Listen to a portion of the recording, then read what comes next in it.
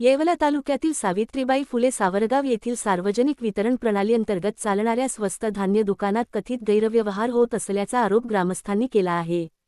या प्रकरणाची सखोल चौकशी करून संबंधित दुकानदारावर फौजदारी व प्रशासकीय कारवाई करण्यात यावी, अशी मागणी ग्रामस्थांनी तहसीलदार आबा महाजन आणि जिल्हा पुरवठा अधिकाऱ्यांना दिलेल्या निवेदनातून केली आहे।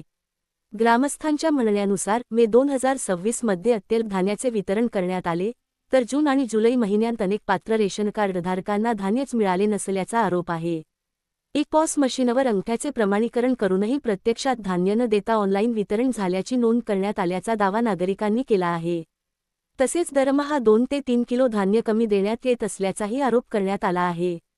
या संदर्भात विचारणा केल्यावर तहसील कार्यालयातूनच धान्य कमी आले आहे, असे सांगून दिशाभूल केली जात असल्याचा आरोप ग्रामस्थांनी केला आहे। शासनाचे धान्य अन्यत्र नेले जात असल्याचाही संशय व्यक्त करण्यात आला असून ई-पॉस मशीनचा डेटा, स्टॉक रजिस्टर आणि धान्य वाहतुकीची सखोल चौकशी करण्याची मागणी करण्यात आली आहे।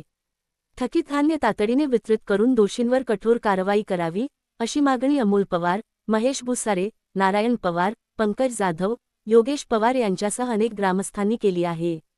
मागणी मान्य न झाल्यास उपोषणाचा इशाराही देण्यात आला आहे। दरम्यान तहसीलदार आबा महाजन यांनी तक्रार स्वीकारून संबंधित दुकानदाराला यापूर्वीही नोटीस देण्यात आल्याची माहिती दिली। पुढील 2 दिवसांत सखोल चौकशी करून योग्य ती कारवाई केली जाईल, असे आश्वासन त्यांनी ग्रामस्थांना दिले आहे। येवला तालुका प्रतिनिधी Vinod Ahire, Maharashtra today TV news Yeola.